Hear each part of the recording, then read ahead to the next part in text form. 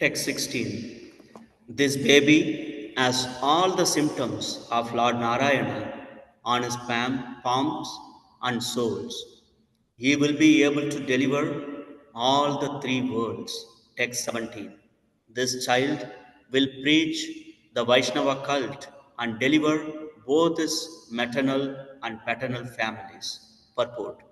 Only Narayana himself or his bona fide representative can preach the cult of Vaishnavism or devotional service.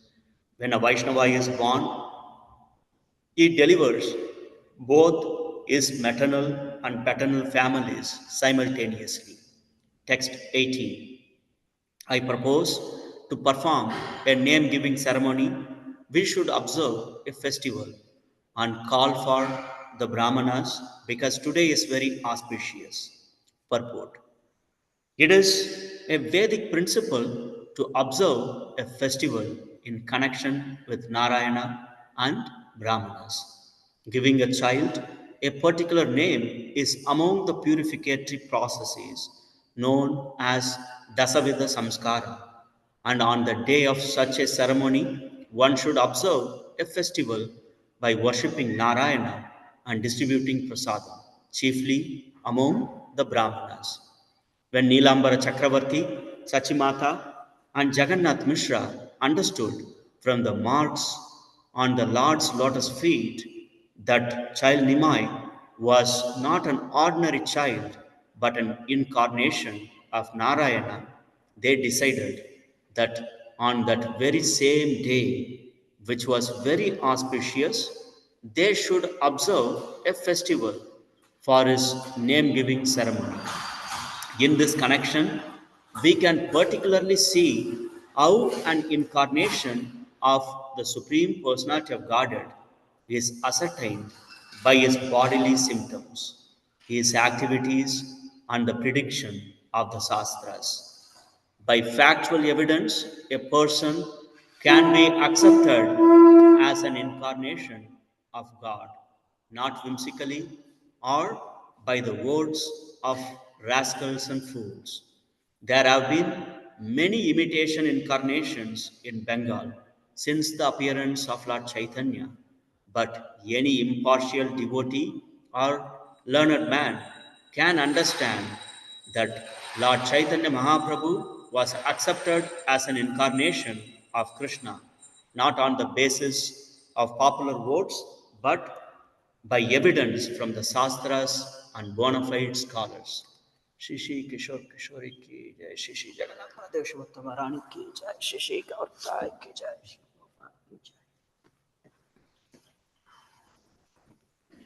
It was not ordinary. It was not ordinary men who accepted Sri Chaitanya Mahaprabhu as the Supreme Personality of Godhead. In the beginning, his identity was ascertained by learned scholars like Nilambara Chakravarti, and later all his activities were confirmed by the six Goswamis, especially Srila Jiva Goswami and Srila Rupa Goswami, and many other learned scholars, with evidence from the Shastra. An incarnation of God is such from the very beginning of his life. It is not that by performing meditation one can become an incarnation of God all of a sudden. Such false incarnations are meant for fools and rascals, not sane men. Text 19. In the future, this child will protect and maintain all the world. For this reason, he is to be called Vishwambara. Purport. The Chaitanya Bhagavat confirms that Sri Chaitanya Mahaprabhu, by his birth, has made the whole world peaceful. As in the past, Narayana protected this earth in his incarnation as Varaha. Because of his protecting and maintaining this world in the present Kali Yuga, Lord Chaitanya Mahaprabhu is known as Vishwambara, which refers to one who feeds the entire world. The movement inaugurated by Sri Chaitanya Mahaprabhu when he was present 500 years ago is again being propagated all over the world. And factually, we are seeing is we are seeing its practical results. People are being saved, protected, and maintained by this Hare Krishna movement. Thousands of followers, especially Western youths, are taking part in this Hare Krishna movement. And how safe and happy they feel can be understood from the expressions of gratitude in their hundreds and thousands of letters. The name Vishwambara is also mentioned in Atharva Veda Samhita 3.3.16.5. Vishwambara Vishwena Ma Parasha Pahi Swaha. Text 20. After hearing Nilambara Chakravarti's prediction, Sachimata and Jagannath Mishra observed the name giving festival in great joy, inviting all the Brahmanas and their wives. Purport. It is the Vedic system to observe all kinds of festivals, including birthday festivals, marriage festivals, name giving festivals, and festivals marking the beginning of education by especially inviting Brahmanas. In every festival, the Brahmanas are to be fed first, and when the Brahmanas are pleased, they bless the festival by chanting Vedic mantras or the Hare Krishna Maha Mantra. Text 21. After some days, the Lord began to crawl on his knees, and he caused various wonderful things to be seen. Purport. The Chaitanya Bhagavata describes that one day, while the Lord was crawling upon his knees, the bells on his waist ringing very sweetly, a snake came out to crawl in the yard of the Lord, who captured the snake like a curious child. Immediately, the snake coiled over him. The Lord, as a child, then rested on the snake. And after some time, the snake went away, leaving the Lord aside. Text 22.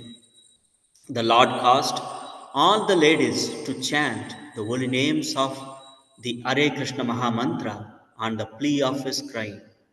And while they chanted, the Lord would smile. Purport. In the Chaitanya Bhagavata, this pastime is described as follows. The Lord, with his beautiful eyes, would cry, but he would stop immediately upon hearing the Hare Krishna Mahamantra.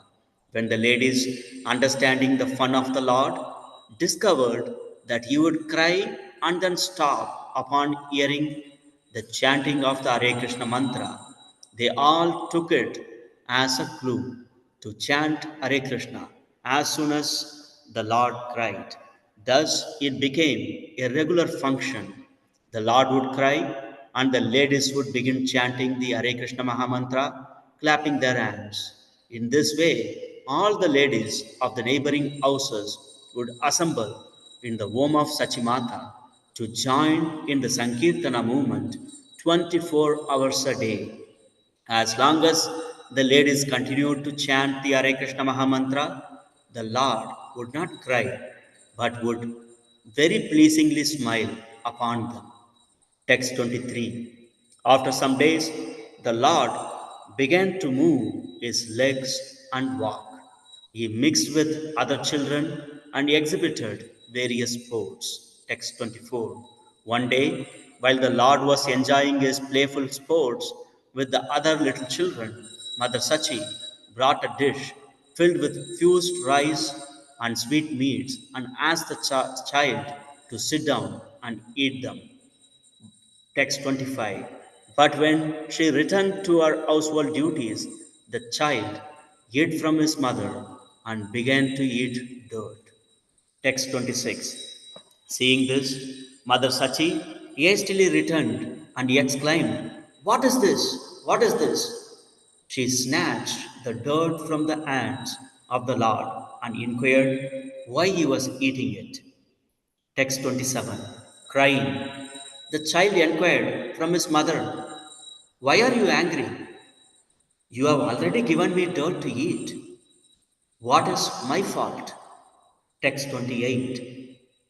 Fused rice, sweetmeats, and all the eatables are but transformations of dirt. This is dirt, that is dirt. Please consider what is the difference between them. Text 29. This body is a transformation of dirt, and the eatables are also a transformation of dirt. Please reflect upon this. You are blaming me without consideration. What can I say? Purport. This is an explanation of the Mayavada philosophy, which takes everything to be one. The necessities of the body, namely eating, sleeping, mating, and defending, are all unnecessary in spiritual life. When one is elevated to the spiritual platform, there are no more bodily necessities. And in activities pertaining to the bodily necessities, there are no spiritual considerations. In other words, the more we eat, sleep, have sex, and try to defend ourselves, the more we engage in material activities. Unfortunately, Mayavadi philosophers consider devotional activities to be bodily activities. They cannot understand the simple explanation in the Bhagavad Gita 14.26. Mam chayo व्यभिचारिणे भक्तियोगेन सेवते शगुणान् समतीथान् ब्रह्मभूयाय कल्पते. Anyone who engages in spiritual devotional service without motivation, rendering such service for the satisfaction of the Lord, is elevated immediately to the spiritual platform, and all his activities are spiritual. Brahma Bhuyaya refers to Brahman, spiritual activities. Although Mayavadi philosophers are very eager to merge into the Brahman effulgence, they have no Brahman activities.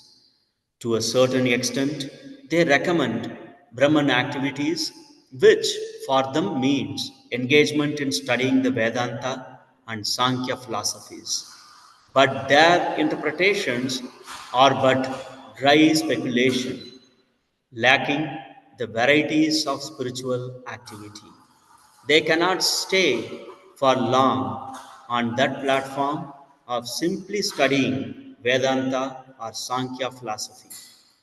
Life is meant for varieties of enjoyment. The living entity is by nature full of an enjoying spirit, as stated in the Vedanta Sutra 1.1.12, Anandamayo Vyasat. In devotional service, the activities are variegated and full of enjoyment, as stated in the Bhagavad Gita 9.2. All devotional activities are easy to perform, sushukam kartum, and are eternal and spiritual, avyayam.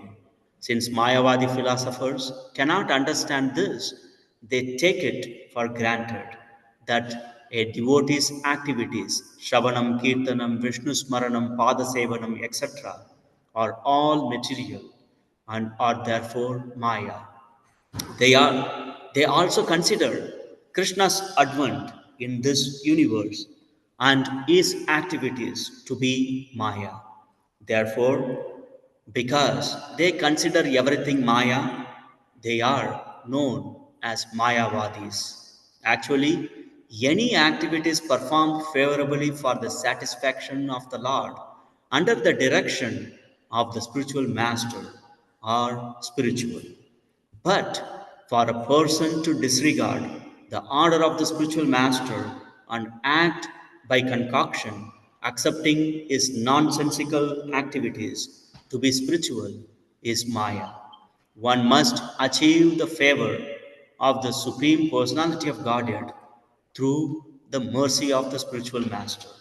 Therefore, one must first please the spiritual master, and if he is pleased, then we should understand that the Supreme Personality of Godhead is also pleased.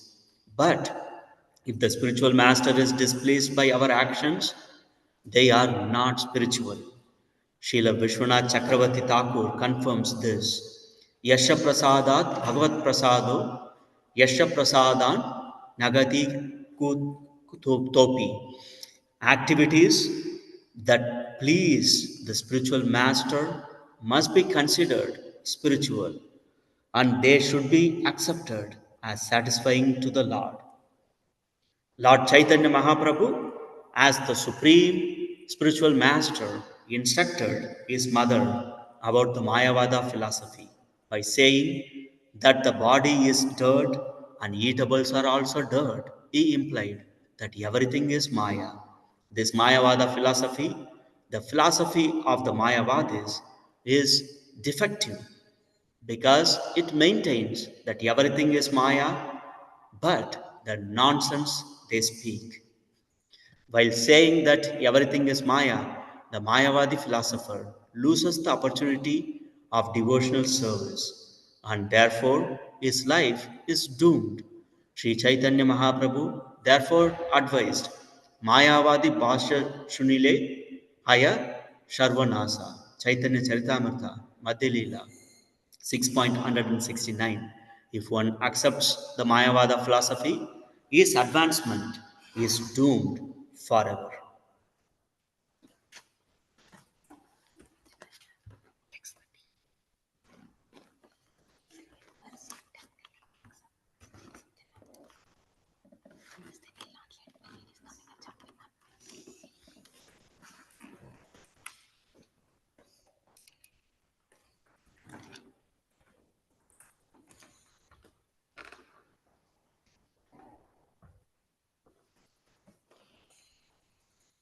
Text 30, translation. Astonished that the child was speaking Mayavada philosophy, Mother Sachi replied, "Who has taught you this philosophical speculation to justify eating dirt?" Purport. In the philosophical discourse between the mother and the son, when the son said that everything is one, as impersonalists say, the mother replied, "If everything is one, why do people in general not eat dirt but eat food grains produced from the dirt?" Text 31 translation. Replying to the Mayavada idea of the child philosopher, Mother Sachi said, "My dear boy, if we eat earth transformed into grain, our body is nourished and it becomes strong. But if we eat dirt in its crude state, the body becomes diseased instead of nourished, and thus it is destroyed." Text 32 translation. In a water pot, what is a transformation of dust? I can bring water very easily, but if I poured water on a lump of dirt, the lump would soak up the water and my labor would be useless. Purport. The simple philosophy propounded by Sachimata, even though she is a woman, can defeat the Mayavada philosophers who speculate on oneness. The defect of Mayavada philosophy is that it does not accept a variety that is useful for practical purposes. Sachimata gave the example that although an earthen pot and a lump of dirt are basically one, for practical purposes the water pot is useful whereas a lump of dirt is useless. Sometimes scientists argue that matter and spirit are one, but with no difference between them. Factually, in a higher sense, there is no difference between matter and spirit, but one should have the practical knowledge that matter, being an inferior state of existence, is useless for our spiritual, blissful life, whereas spirit, being the finer state, is full of bliss. In this connection, the Bhagavatam gives the example that dirt and fire are practically one and the same. From the earth grows trees, and from their wood comes fire and smoke. Nevertheless, for heat, we can utilize the fire, but not the earth, smoke, or wood. Therefore, for the ultimate realization of the goal of life, we are connected with the fire of the spirit, not the dull wood or earth of matter. Text 33 translation. The Lord replied to his mother, "Why do you conceal self realization by not teaching me this practical philosophy in the beginning?" Purport. If from the beginning of life one is taught the Vaishnava philosophy of duality or variety, the monistic philosophy will not bother him very much. In reality, everything is an emanation from the spiritual source. Janma Janmayati Yasya Yataha the Yasya Yataha. The original energy is exhibited in varieties. Exactly as the sunshine, the original energy emanating from the sun exhibits itself in variety as light and heat. One cannot say that light is heat or heat is light, yet one cannot separate one from the other. Therefore, Lord Chaitanya Mahaprabhu's philosophy is Achintya Abheda Bheda Tattva, inconceivable separation, non-separation and distinction. Although there is an affinity between the two physical manifestations, light and heat, there is also a difference between them. Similarly, although the whole cosmic manifestation is the Lord's energy, the energy is nevertheless exhibited in varieties of manifestations. Text 34, translation. Now that I can understand this philosophy, no more shall I eat dirt. Whenever I am hungry, I shall suck your breast and drink your breast milk. Text 35, translation. After saying this, the Lord, smilingly slightly, climbed on the lap of his mother and sucked her breast. Text 36, translation. Thus, under various excuses, the Lord exhibited his opulences as much as in his childhood, and later, after exhibiting such opulences, he hid himself. Text 37, translation. On one occasion, the Lord ate the food of a Brahmana guest 3 times, and later, in confidence, the Lord delivered that Brahmana from material engagement. Purport. The story of deliverance of this Brahmana is as follows. A Brahmana who was touring all over the country, traveling from one place of pilgrimage to the other, reached Navadvip and became a guest in the house of Jagannath Mishra. Jagannath Mishra gave him all ingredients for cooking and the Brahmana prepared his food. When the Brahmana was offering the food to Lord Vishnu in meditation, child Nimai came before him and began to eat it. And because of this, the Brahmana thought the whole offering has been spoiled. Therefore, by the request of Jagannath Mishra, he cooked for a second time. But when he was meditating, the child again came before him and began to eat the fruit, again spoiling the offering. By the request of Jagannath Mishra, the Brahmana cooked for the third time. But for the third time, the Lord came before him and began to eat the food. Although the child had been locked within the room and everyone was sleeping because it was late at night, thus thinking that on that day Lord Vishnu was not willing to accept his food and that he was therefore ordained to fast, the Brahmana became greatly agitated and cried aloud, Hi, hi, what has been done? What has been done? Lord Chaitanya Mahaprabhu saw the Brahmana in that agitated state. He told him, Formerly, I was the son of Mother Yashoda. At that time also, you became a guest in the house of Nanda Maharaj, and I disturb you in this way. I am very pleased by your devotion. Therefore, I am eating the food you have prepared. Understanding the favor offered to him by the Lord, the Brahmana was greatly pleased, and he was overwhelmed with the love of Krishna. He was very thankful to the Lord, for he felt himself greatly fortunate. Then the Lord asked the Brahmana not to disclose the incident to anyone else. This pastime is very elaborately explained in Chaitanya Bhagavat Adi Kanda, text 5. Text 38, translation. In his childhood, the Lord was taken away by 2 thieves outside his home. The Lord, however, got upon the shoulders of the thieves, and while he was thinking they were safely carrying the child to rob his ornaments, the Lord misled them. And just instead of going into their home, the thieves came back to the home of Jagannath Mishra. Purport. In his childhood, the Lord was profusely decorated with gold ornaments. Once upon a time, when the Lord was playing outside his house, 2 thieves passing on the street saw the opportunity to rob him. Therefore, they took him on their shoulders, pleasing him by offering him some sweetmeats. The thieves thought they would carry the child to the forest and then kill him and take away the ornaments. The Lord, however, expanded his illusory energy upon the thieves, so much so that instead of carrying him to the forest, they came back in front of his house. When they came before his house, they became afraid because everyone from the house of Jagannath Mishra and all the inhabitants of that quarter were busy searching for the child. Therefore, the thieves, thinking it is dangerous to remain, went away and left him.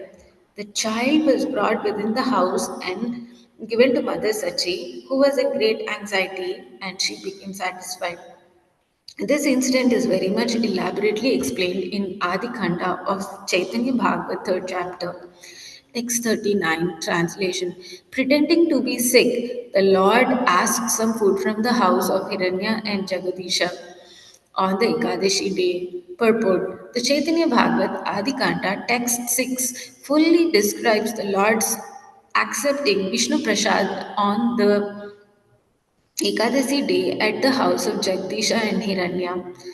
Regular prasadam is offered to Lord Vishnu on Ekadasi, but although fasting is recommended for the devotees on Ekadasi, it is not recommended for Lord Vishnu.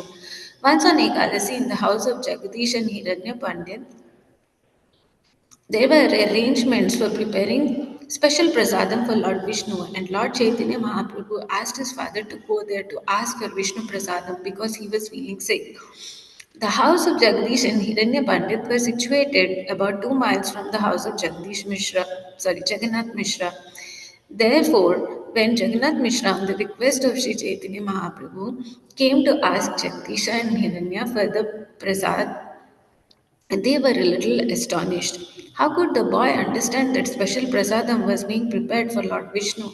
They immediately concluded that Nimai must have some supernatural mystic power.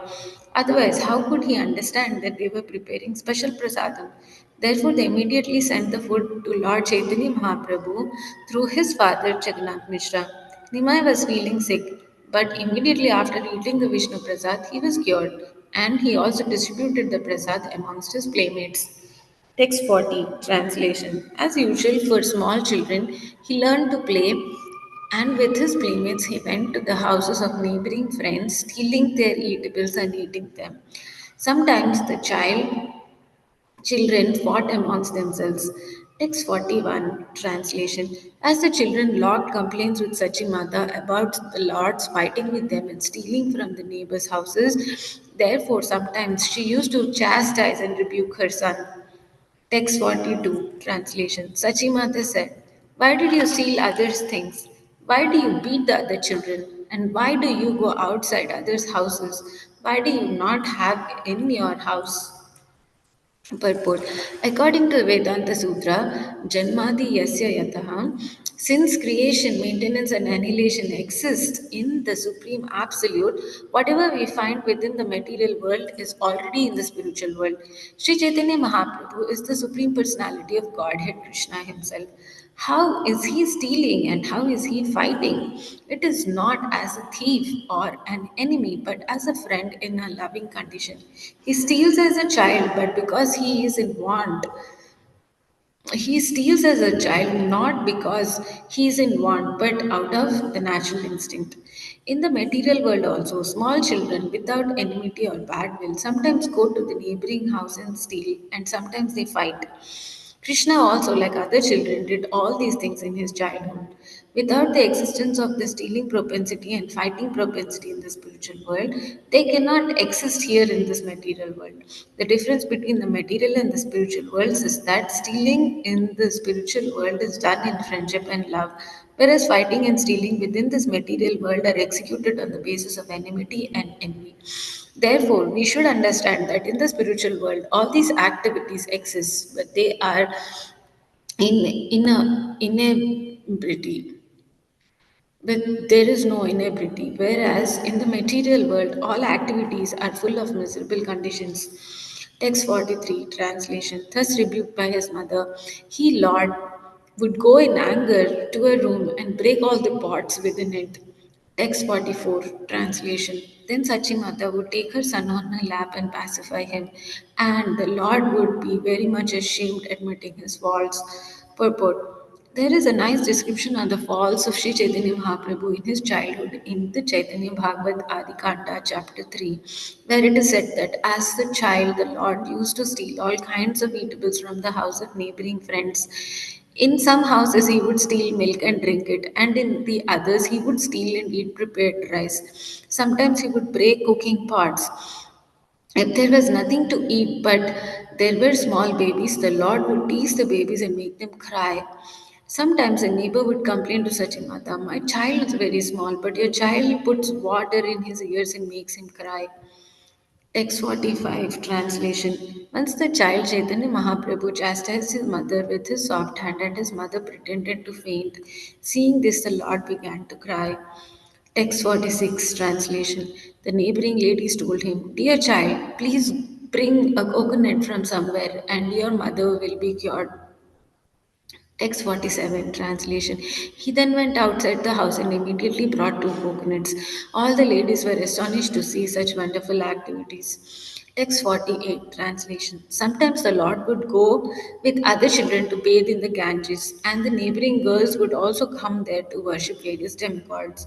Purport. According to the Vedic system, when small girls 10 or 11 years old would go to the bank of the Ganges to take their bath, they would specially worship Lord Shiva with the prayers to get good husbands in the future.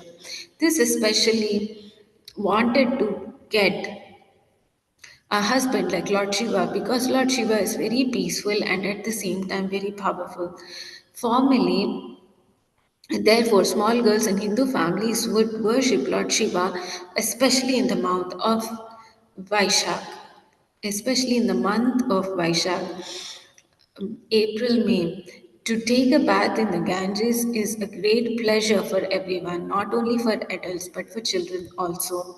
Text 49 translation. When the girls engaged in worshipping the different demigods after bathing in the Ganges, the young lord would come there and sit down among them. Text 50 translation. Addressing the girls, the Lord would say, "Worship me, and I will give you good husbands or good benedictions. The Ganges or goddess Durga are my maidservants. What to speak of other demigods? Even Lord Shiva is my servant." Purport. There is a misconception about the Hindu religion among people who profess other religions, such as Christians and Muslims, who say that in the Hindu religion there are many gods. Actually, that is not a fact. God is one, but there are many other powerful living entities who are in charge of different departments of administration. They are called demigods. All the demigods are servants who carry out the orders of the Supreme Lord, the personality of Godhead. Lord Chaitanya Mahaprabhu disclosed this fact in his childhood. Out of ignorance, sometimes people would worship the demigods to receive some particular boon, but actually, one who becomes a devotee and worshipper of the Supreme Personality of Godhead does not need to go to the demigods for any benediction because he obtains everything by the grace of the Supreme Lord. The Bhagavad Gita 7:20-28 therefore condemns such demigod worship. कामहस्ते हृतज्ञान प्रपद्यन्ते अन्यदेवता तं तं नियमम् अस्थाय प्रकृत्या नियता स्वया. Only persons whose intelligence is lost and who are mad with lusty desires worship the demigods and follow the particular rules and regulations of worship according to their own natures. येषां त्वा अन्तगतं पापं जनानां पुण्यकर्मणां ते द्वन्द्वमोहनिर्मुक्ता भजन्ते मां दृढव्रता. But persons who are freed from all sinful activities and the duality of delusion engage themselves in the worship of the Supreme Personality of Godhead with determination. Only the less intelligent worship the demigods for their various purposes. The most intelligent worship only the Supreme Personality of Godhead, Krishna. Sometimes we, the members of the Krishna consciousness movement, are accused for not approving of the worship of the demigods. But how can we approve of this when it is condemned by Lord Chaitanya or Lord Krishna? How can we allow people to become foolish and Hridagyana, bereft of intelligence. Our propaganda is simply meant to engage intelligent people to understand the distinction between matter and spirit and understand the Supreme Personality of Godhead, who is the whole spiritual identity. This is our mission. How could we mislead people into worshipping so called gods in the material bodies within this material world? Our position is not allowing worship of the many hundreds of demigods was confirmed by Lord Chaitanya Mahaprabhu even in his childhood. Srila Narottam Das Thakur has sung in this connection, Anya Deva Shrayanai, Tumare Kahino Bhai, Ehi Bhakti Parama Karana. To become a staunch, pure devotee of the Supreme Personality of Godhead without deviation, Anya Bhakt, one should not divert his attention to the worship of demigods. Such control is a symptom of pure devotional service. Text 51, translation. Within the permission of the girls, the Lord would take the sandalwood pulp and smear it on his own body. But the flower garlands on his neck, and snatch and eat the offerings of sweetmeats, rice, and bananas. Purport. According to the system of worship, when something is offered to the deities outside one's home, it is generally not cooked food but raw rice, bananas, and sweetmeats. Out of his causeless mercy, the Lord would snatch the offerings from the girls and eat them, admonishing the girls not to worship the demigods but to worship him. This worship of Sri Chaitanya Mahaprabhu is recommended in Srimad Bhagavatam. Krishna Varnam Tvisha Krishnam Sangopangastra Parshadam Yajna Sankirtanai Prayar Yajantihi Sumedhasaha. One should worship the Supreme Personality of Godhead who appears in the age of Kali with his associates as the Panchatattva. The Lord Himself and His associates, Nityananda Prabhu, Sri Advaita Prabhu, Sri Gadadhar Prabhu, and Srivas Thakur. In this age, an intelligent person worships the Panchatattva by the method of chanting the Hare Krishna Mahamantra and, if possible, distributing prasadam.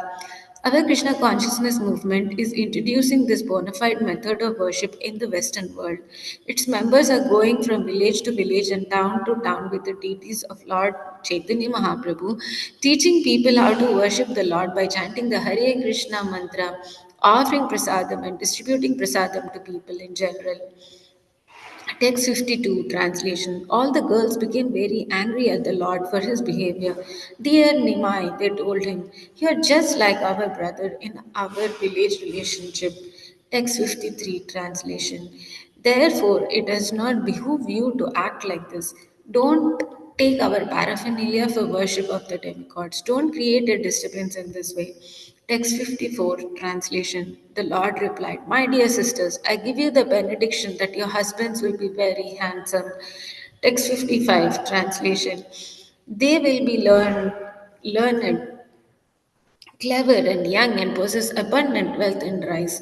Not only that, but you will each have 7 sons who will all live long lives and be very intelligent. Purport. Generally, it is the ambition of a young girl to have a very handsome husband who is learned, clever, young, and rich.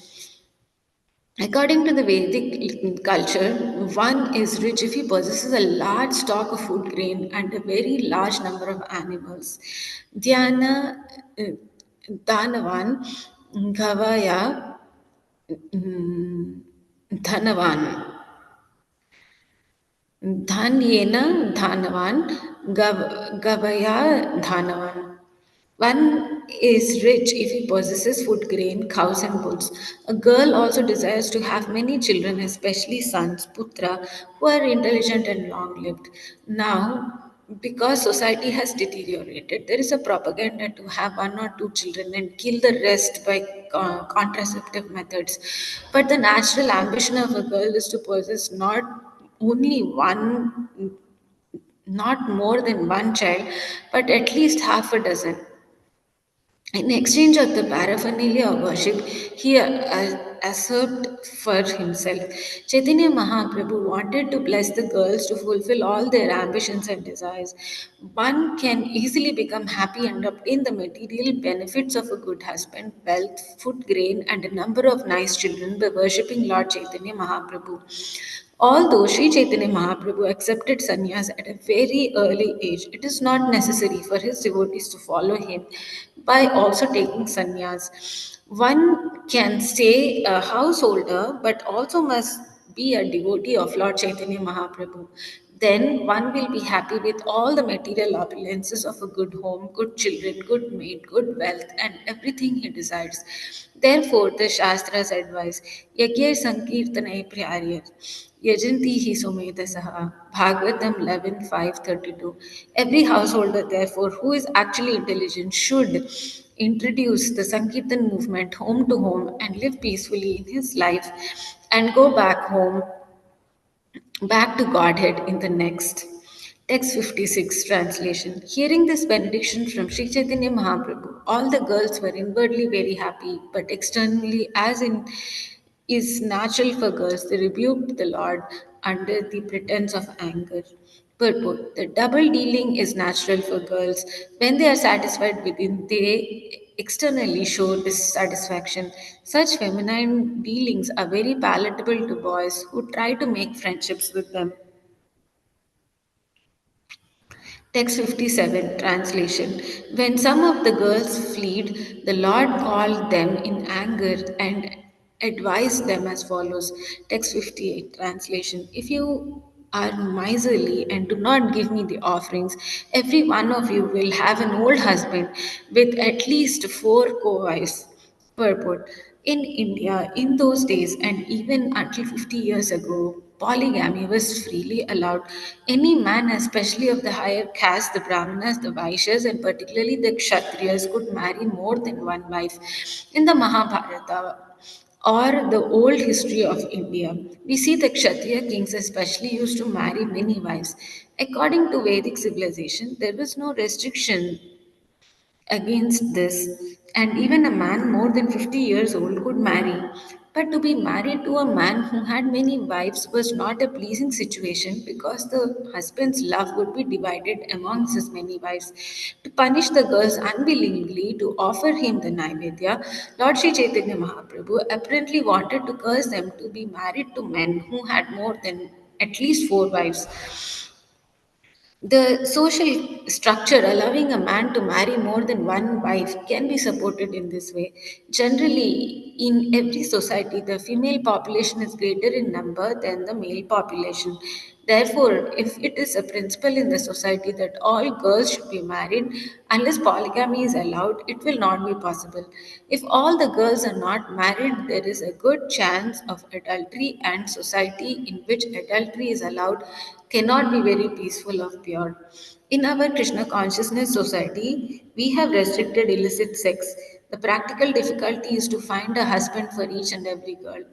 We are therefore in favor of polygamy, provided, of course, that the husband is able to maintain more than one wife.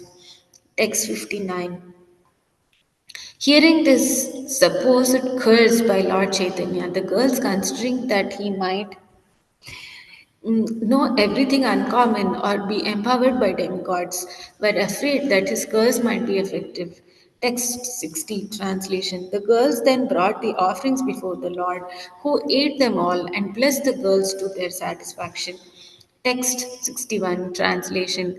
When this cunning behavior of the Lord with the girls became known to the people in general, it did not create misunderstandings among them. Rather, they enjoyed happiness in these dealings. Text 62 translation. One day, a girl of name Lakshmi, the daughter of Vallabhacharya, came to the banks of the Ganges to take a bath in the river and worship the demigods. Purport. According to Gauraganadish Deepika 45, Lakshmi was formerly Janaki, the wife of Lord Ramachandra, and Rukmini, the wife of Lord Krishna in Dwaraka. The same goddesses of fortune descended as Lakshmi to become the wife of Lord Chaitanya Mahaprabhu. Text 63 Translation: Seeing Lakshmi Devi, the Lord became attached to her, and Lakshmi, upon seeing the Lord, felt great satisfaction within her mind. Text 64, translation: The natural love for each other awakened, and although it was covered by childhood emotions, it became apparent that they were mutually attracted. Purport: Lord Chaitanya Mahaprabhu and Lakshmi Devi are eternal husband and wife. Therefore, it was quite natural for their dormant love to awaken when they saw each other. The natural feelings were immediately awakened by their meeting. Text 65, translation: They both enjoyed natural pleasure in seeing each other, and under the pretext of demigod worship, they manifested their feelings. Text 66, translation: The Lord told Lakshmi, Just worship me, for I am the Supreme Lord. If you worship me, certainly you will get the benediction you desire. Purport: This is the same philosophy declared by Lord Himself. Sarvadharman parityajya mamekam sharanam raja aham tvam sarvabhagebhyo mokshayishyami ma suchaha. Abandon all varieties of religion and just surrender unto me. I shall deliver you from all sinful reactions. Do not fear. Bhagavad Gita 1866. People do not understand this. They are accustomed to flattering or worshipping many demigods, human beings, or even cats and dogs, but when requested to worship the Supreme Lord, they refuse. This is called illusion. Factually, if one worships the Supreme Lord, there is no need to worship anyone else. For example, in a village of a limited area, one may use different wells for different purposes, but when one goes to the river, where there is water constantly flowing in waves, that water can serve all his purposes. When there is a river, one can take drinking water, wash his clothes, bathe, and so on, for that water will serve all purposes.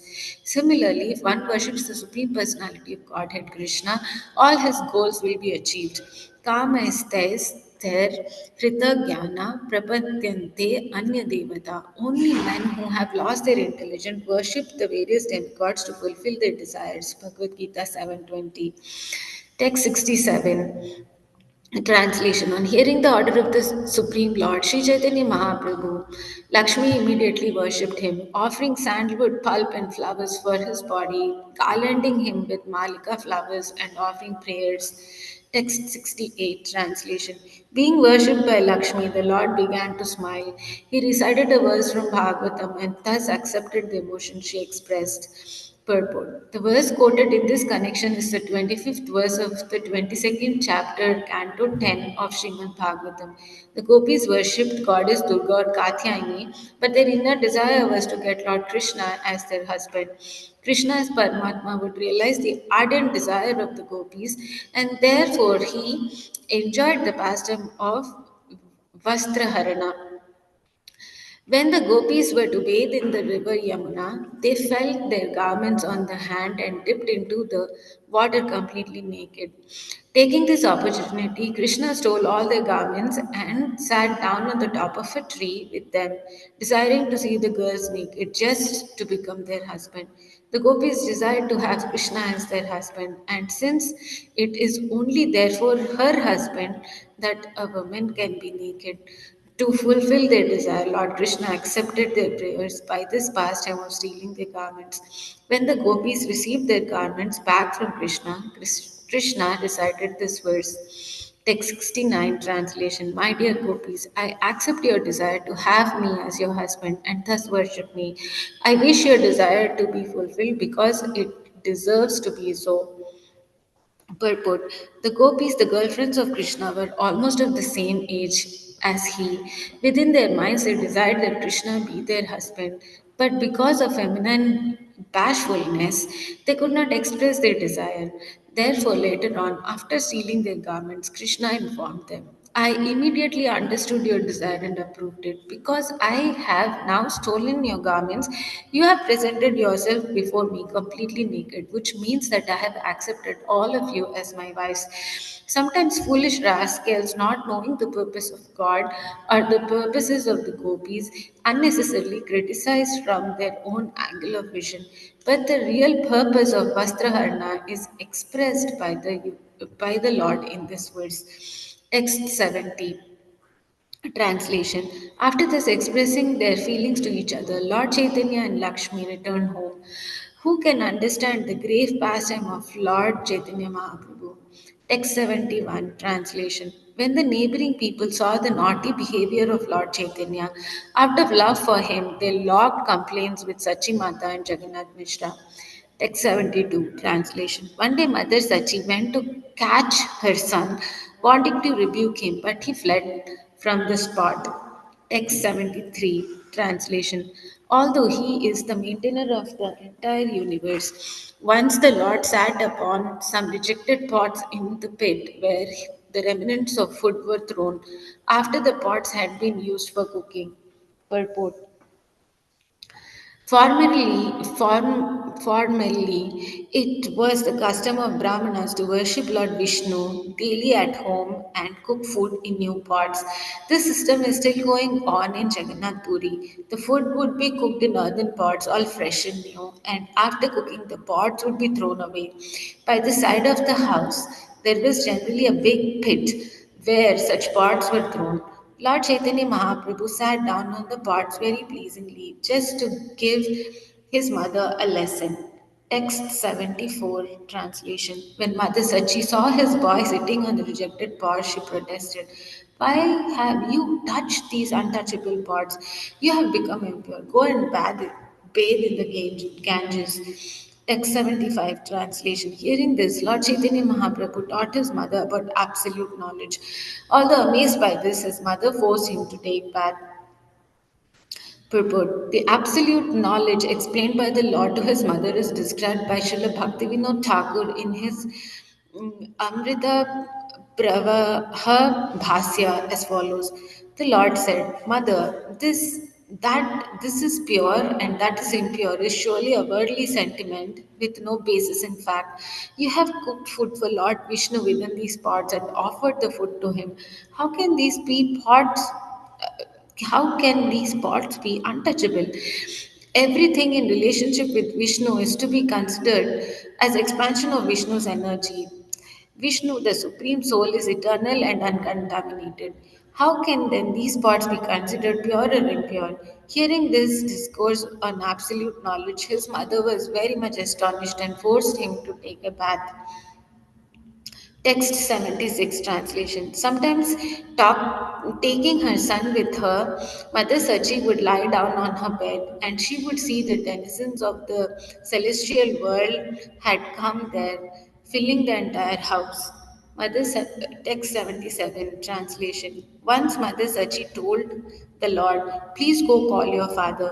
Receiving this order from his mother, the Lord went out to call him. Text 78 translation. When the child was going out, there was a tinkling of ankle bells from his lotus feet. Hearing this, his father and his mother were struck with wonder. Text 79 translation. Jagannath Mishra said, "This is very wonderful incident. Why is there a sound of ankle bells from your bare feet of my child?"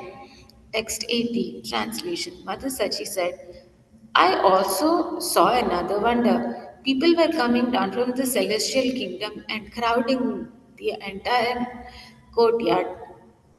Text 81 translation. They made noisy sounds I could not hear. I could not understand. I guess they were offering prayers to someone. Text 82 translation. Jagannath Mishra replied, Never mind what it is. There is no need to worry. Let there always be good fortune for Vishwambar.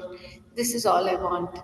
Text 83 translation. On another occasion, Jagannath Mishra, seeing the mischievous acts of his son, gave him lessons in morality after rebuking him greatly. Text 84 translation. On that very night, Jagannath Mishra dreamt that a Brahmana had come before him speaking these words in great anger. Text 85 translation. My dear Mishra, you do not know anything about your son. You think him your son, and therefore you rebuke and chastise him. Text 86 translation. Jagannath Mishra replied, This boy may be a demigod, a mystic yogi, or a great saintly person. It doesn't matter for what he is, or I think he is my only son. Text 87 translation. It is the duty of a father to educate his son in both religion and morality. If I do not give him this education, how will he know of it? Text 88 translation. The Brahmana replied, if your son is a transcendental mystic boy with self effulgent perfect knowledge, what is the use of your education? Purport. The Brahmana Jagannath Mishra saw in his dream, told him that his son was not an ordinary human being. If he were a transcendental person, he would have self effulgent knowledge, and thus there would be no need to educate him.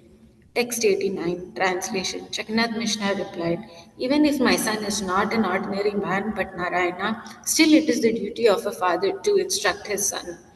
Text 98 translation. In this way, Jagannath Mishra and the Brahmana discussed the principles of religion in the dream. Yet Jagannath Mishra was absorbed in unalloyed parental mellow and did not want to know anything else. Purport. In Srimad Bhagavatam 10:845, it is said, Lord Krishna, the Supreme Personality of Godhead, who is worshipped with exalted hymns and by all the Vedas and Upanishads, and by great personalities through Sankhya Yoga and the mode of goodness, was considered by Mother Yashoda and Nanda to be their own little son. Similarly, Jagannath Mishra also considered Lord Sri Chaitanya Mahaprabhu his beloved little boy, although he was worshipped with all veneration by learned brahmanas and saintly persons. Text 91, translation. Being very pleased, the Brahmana left after talking with Jagannath Mishra, and when Jagannath Mishra awakened from his dream, he was very much astonished. Text 92, translation. He related the dream to his friends and relatives, and every one of them were very much astonished to hear of it. Text 93, translation. In this way, Gaur Hari performed his childhood pastimes and day after day increased the pleasure of his parents. Text 94, translation. After some days, Jagannath Mishra inaugurated the primary education of his son by performing the Gate Khadi ceremony. Within a very few days, the Lord learned all the letters and the combination of letters. Purport. The 12 phala or combination of letters are called Rifa, Murdhanya, cerebral, Na, Dhantavya, dental, Na, Ma, Ya, Ra, La, Ba, Hr, La, and R. Hate Khali is a primary educational beginning. At this age of 4 or 5 years, on an auspicious day called Vidyarambha, marking the beginning of primary education, there is a ceremony worshipping Lord Vishnu, and after that, the teacher gives the child a long chalk pencil. Then, guiding the hand of the student, he instructs him how to write the letters of a alphabet A, E, etc. by writing big letters on the floor.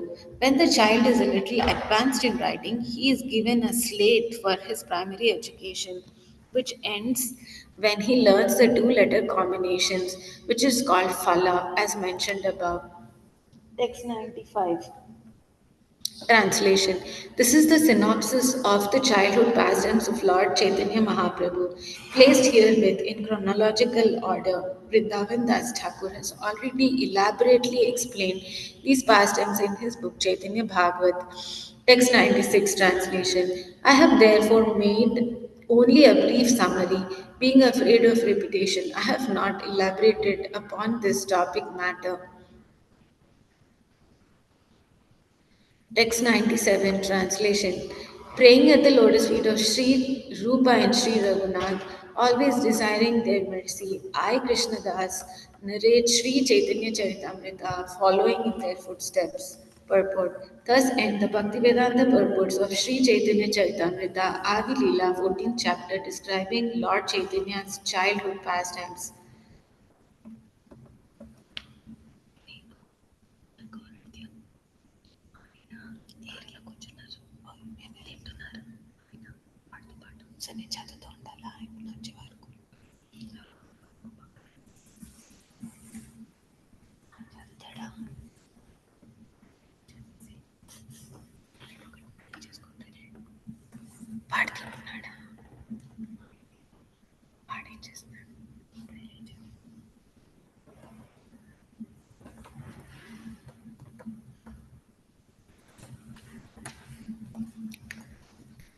Chapter 15, The Lord's Pauganda Lila. A synopsis of the 15th chapter is as follows. The Lord took lessons in grammar from Gangadesh Gangadas Pandit and became very expert in commenting upon grammar. He forbade his mother to take grains on the Ekadasi day. He narrated a story that Vishwarup, after accepting the sannyas order, invited him in a dream to accept sannyas also. But the Lord refused and was therefore sent back home. When Jagannath Mishra passed away, the Lord married the daughter of Vallabhacharya, whose name was Lakshmi. All these events were summarized in this chapter. Text 1 Translation I offer my respectful obeisances unto the lotus feet of Lord Chaitanya, because simply by offering a flower at his lotus feet, even the most ardent materialist becomes a devotee. Text 2 Translation All glories to Lord Chaitanya Mahaprabhu, all glories to Nityananda Prabhu, all glories to Advaita Acharya, and all glories to the all devotees of Lord Chaitanya. Text 3 Translation Let me now enumerate the activities of the Lord between the ages of 5 and 10. His chief occupation during this period was to engage himself in study. Text 4 Translation The pastimes of Lord during his Pauganda age were very extensive. His education was his chief occupation, and after that, his very beautiful marriage took place. Text 5 Translation When the Lord was studying grammar at the place of Ganga Das Pandit, he would immediately learn grammatical rules and definitions by heart simply by hearing them once. Purport Srila Bhaktivinoda Thakur says that the Lord was given lessons by the teacher named Vishnu and another teacher named Sudarshan. Later on, when the Lord was a little grown up, he was under the care of Ganga Das Pandit, who taught him grammar of a higher standard. Anyone serious about studying the Sanskrit language should first learn grammar.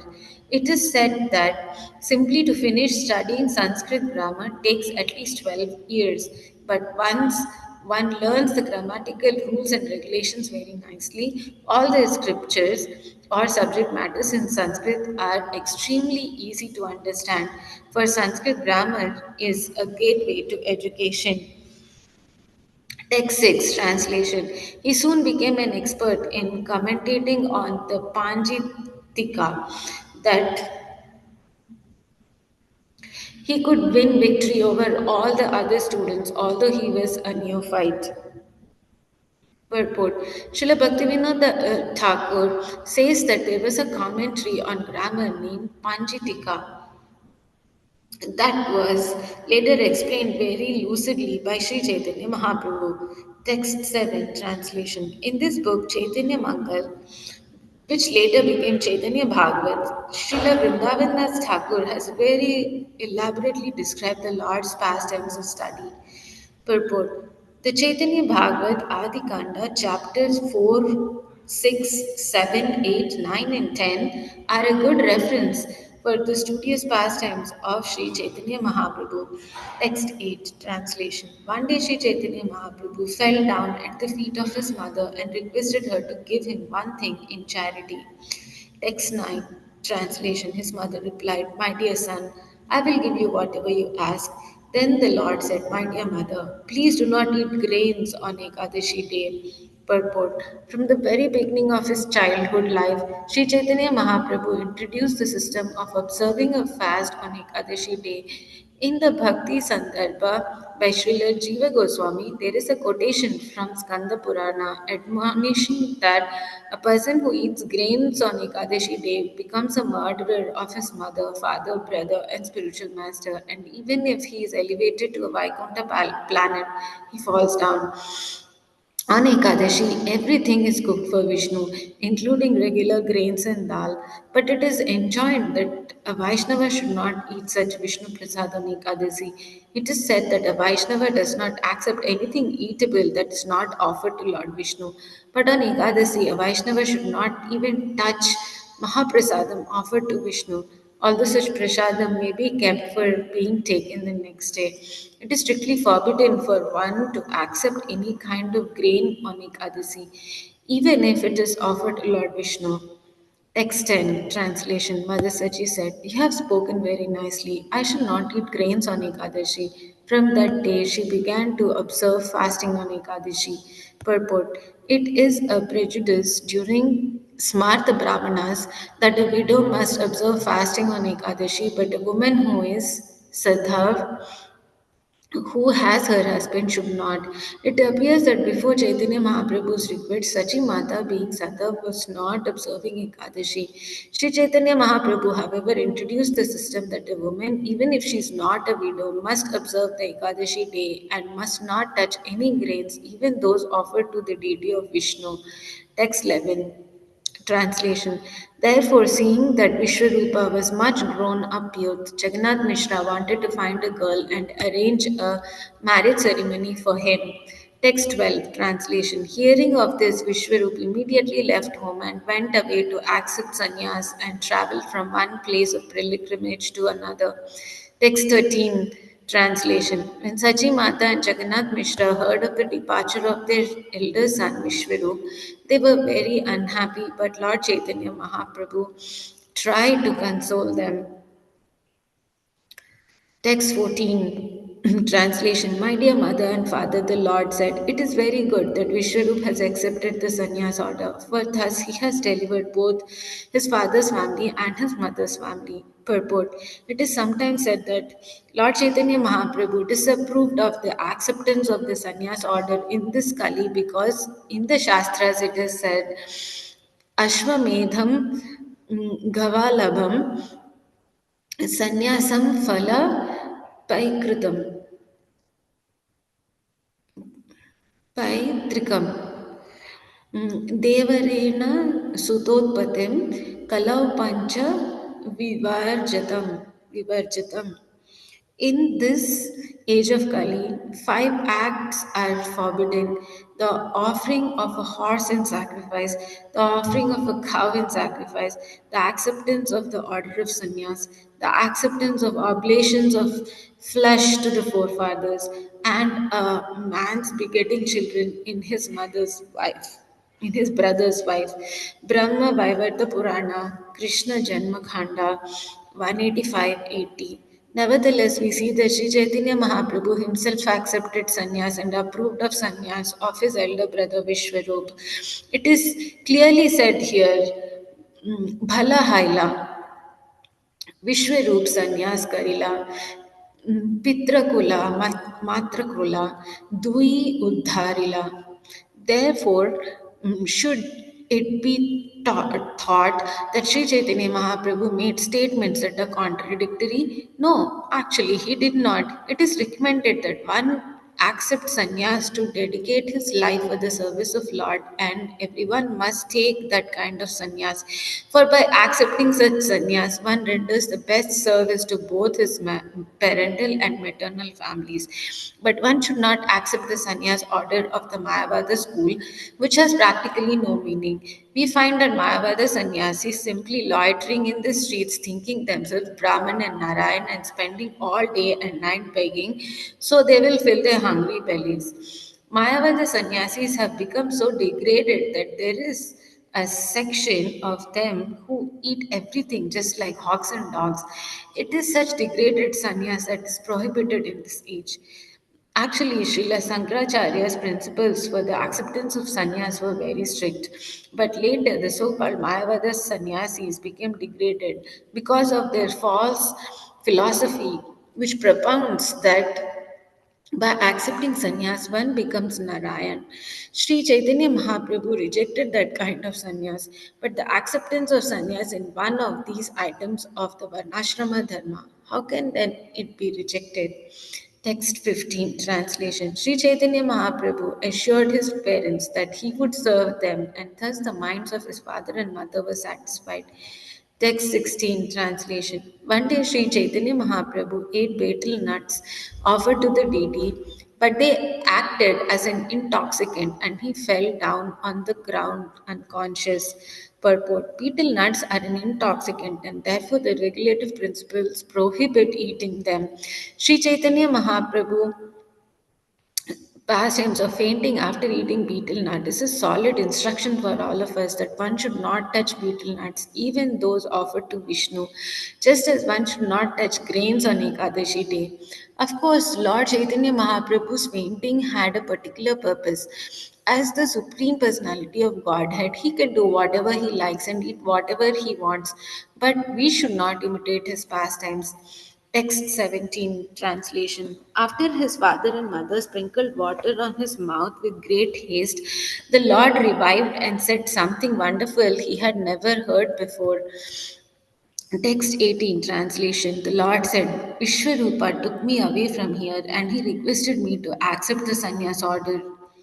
Text 19 translation. I replied to Vishwarupa, I have my helpless father and mother, and also I am but a child. What do I know about the sannyas order of life? Text 20 translation. Later I shall become a householder and thus serve my parents. For this action will be very much satisfying Lord Narayan and his wife, the goddess of fortune. Text 21 translation. Then Vishwarupa returned me home and requested, offer thousands and thousands of obeisances unto my mother, Sachi Devi. Text 22 translation. In this way, Lord Chaitanya Mahaprabhu performed various pastimes, he did not why he did so, I cannot understand. Purport: the Supreme Personality of Godhead and his devotees who come to this world are executing a mission, and therefore sometimes they act in a way that are very difficult to understand. It is said, therefore, Vaishnavera Kriya Mudra which Neha na Bujhaya. Even if one is a very learned and intelligent scholar, he cannot understand the activities of a Vaishnava. A Vaishnava accepts anything favorable for executing his mission, but foolish persons, not knowing the purpose of such exalted Vaishnavas, indulge in criticizing them. That is forbidden. Since no one can understand what a Vaishnava does for the purpose of executing his mission, to criticize such a Vaishnava is an offense called Sadhu Ninda. Text 23 translation. After some days, Jagannath Mishra passed away from this world to the transcendental world, and, and both mother and son were very aggrieved in their hearts. Text 24 translation. Friends and relatives came there to pacify Lord Chaitanya and his mother. Then Lord Chaitanya, even though he was the Supreme Personality of Godhead, executed the rituals of his dead father according to the Vedic system. Text 25 translation. After some days, the Lord thought, I did not take sannyas, and since I am remaining at home, it is my duty to act as a grihastha. Text 26 translation. Without a wife, Lord Chaitanya considered there is no meaning to householder life, thus, the Lord decided to marry. Text 27 translation. Merely a house is not a home. If it is a wife who gives a home its meaning. If one lives at home with his wife together, they can fulfill all the interests of human life. Text 28 translation. One day when the Lord was coming back from school, he accidentally saw a girl, a daughter of Vallabhacharya, on the way to the Ganges. Text 29 translation. When the Lord and Lakshmi Devi met, the relationship awakened. Having already been settled, and coincidentally, the marriage maker Vanamali came to see Sachimata. Purport: Vanmali Ghataka, a resident of Navadvip and a Brahmana by caste, arranged the marriage of the Lord to Lakshmi Devi. He was formerly Vishwamitra, who negotiated the marriage of Lord Ramachandra, and later he was the Brahmana who negotiated the marriage of Lord Krishna with Rukmini. That some Brahmana acted as a marriage maker of the Lord in Chaitanya Leela. Text.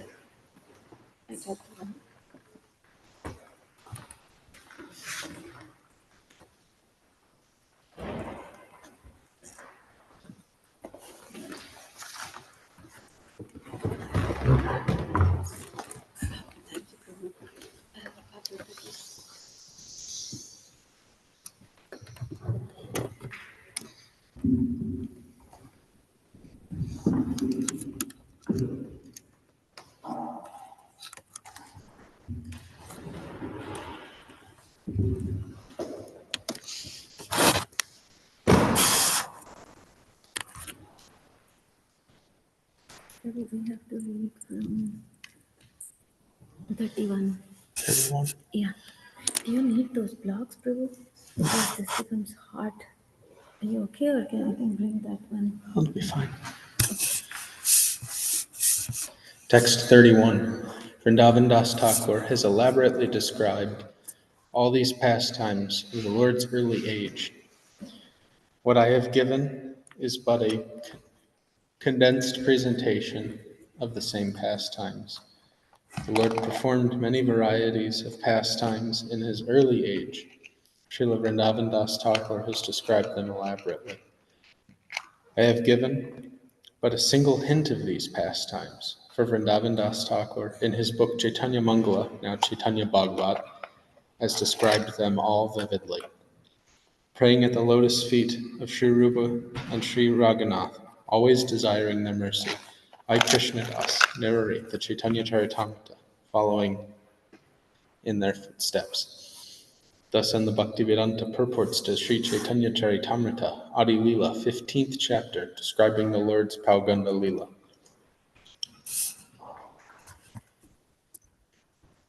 Do you know if you're reading the chapter summary as well? I don't know. Sri Caitanya Caritamrta, Adi Lila, chapter 16, the pastimes of the Lord in his childhood and youth. This chapter fully describes Lord Chaitanya's Kaishora Lila, or the activities he performed just before attaining youth. During this time, he studied deeply and was victorious over greatly learned scholars.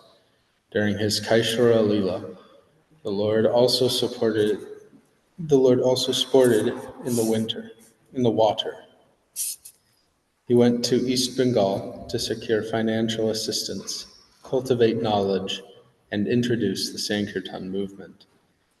And there he met Tapan Mishra, whom he instructed about the spiritual advancement and ordered to go to Varanasi. While Lord Chaitanya Mahaprabhu was touring East Bengal, his wife, Lakshmi Devi, was bitten by a serpent or by the serpent of separation, and thus she left this world. When the Lord returned home, he saw that his mother was overwhelmed with grief because of Lakshmi Devi's death. Therefore, at her request, he later married his second wife, Vishnupriya. This chapter also describes the Lord's argument with Keshava Kashmiri, a celebrated scholar, and the Lord's criticism of his prayer glorifying Mother Ganges. In this prayer, the Lord found 5 kinds of literary ornaments and 5 kinds of literary faults, thus defeating the Pandit. Later, the Kashmiri Pandit, who is known to have been victorious all over the country, submitted himself to the goddess of learning, and by her order he met Lord Chaitanya Mahaprabhu on the morning of the next day and surrendered unto him. Text 1. I worship Lord Sri Caitanya Mahaprabhu, whose nectarian mercy flows like a great river, inundating the entire universe. Just as a river flows downstream, Lord Chaitanya especially extends himself to the fallen. Purport. Narottama Das Thakur has sung Sri Krishna Chaitanya Prabhu Daya Kora More. He prays for Lord Chaitanya's mercy because he is the mercy incarnation, having appeared especially to reclaim the fallen souls. The more fallen one is, the greater one's claim to the favor of Lord Sri Caitanya Mahaprabhu. One must only be very sincere and serious, despite being contaminated by all the bad qualities of this Kali Yuga. If one surrenders unto the lotus feet of Sri Caitanya Mahaprabhu, the Lord will surely and certainly deliver him. The best example is Jagai and Madhai. In this age of Kali, practically everyone is like Jagai and Madhai, but the Sankirtan movement, inaugurated by Lord Chaitanya Mahaprabhu, is still flowing like a great river, inundating the entire world, and thus the International Society for Krishna Consciousness is successfully claiming all fallen souls to free them from contamination. Text 2. All glories to Lord Sri Caitanya Mahaprabhu. All glories to Nityananda. All glories to Advaita Chandra, and all glories to all the devotees of the Lord. Long live Lord Chaitanya Mahaprabhu in his Kaishora age. Both the goddess of fortune and the goddess of learning worship him. The goddess of learning, Saraswati, worshipped him in his victory over the scholar who had conquered all the world. And the goddess of fortune, Lakshmi Devi, worshipped him at home. Since he is therefore the husband or lord of both goddesses, I offer my obeisances unto him. At the age of 11, Sri Caitanya Mahaprabhu began teaching students. This marks the beginning of his Kaishora age. As soon as the Lord became a teacher, many students came to him, every one of them astonished to hear his mode of explanation. The Lord defeated all kinds of scholars in his discourses about all the scriptures, yet, because of his gentle behavior, none of them were unhappy. The Lord, as a teacher, performed various kinds of pranks in his sporting pastimes in the water of the Ganges. After some days, the Lord went to East Bengal, and wherever he went, he introduced the Sankirtan movement. Purport. Although Lord Sri Caitanya Mahaprabhu and his devotees in disciplic succession can defeat all kinds of learned scholars, scientists, and philosophers in arguments, thus establishing the supremacy of the personality of Godhead, their main business as preachers is to introduce the Sankirtan everywhere. Simply to defeat scholars and philosophers is not the occupation of a preacher. Preachers must simultaneously introduce the Sankirtan movement, for that is the mission of the Chaitanya cult. Text 9. Struck with wonder by the influence of Lord Chaitanya Mahaprabhu's intellectual prowess, many hundreds of students came to the Lord and began studying under his direction. In East Bengal, there was a brahmachari named Tapan Mishra, who could not ascertain the objective of life or how to attain it. Purport. One must first ascertain the object of life and then understand how to attain it. The Krishna consciousness movement is pointing out to everyone that the object of life is to understand Krishna, and to attain the goal of life, one must practice Krishna consciousness, following the methods prescribed by the Goswamis with reference to the authoritative Shastras and Vedas. Text 11. If one becomes a bookworm, reading many books and scriptures and hearing many commentaries and the instructions of many men, this will produce doubt within the heart. One cannot, in this way, ascertain the real goal of life. Purport. In Srimad Bhagavatam 7.13.8, it is said, Granta naiva bhasyad bhanu na vakyam payunjita. One should not read many books, nor should one try to make a profession of reciting many books, especially if one is a devotee. One should give up the ambition to be a learned scholar, and in this way earn a worldly reputation and financial facilities. If one diverts his attention to studying many books, he cannot fix his mind in devotional service, nor can he understand many scriptures, for they are full of grave statements and meanings.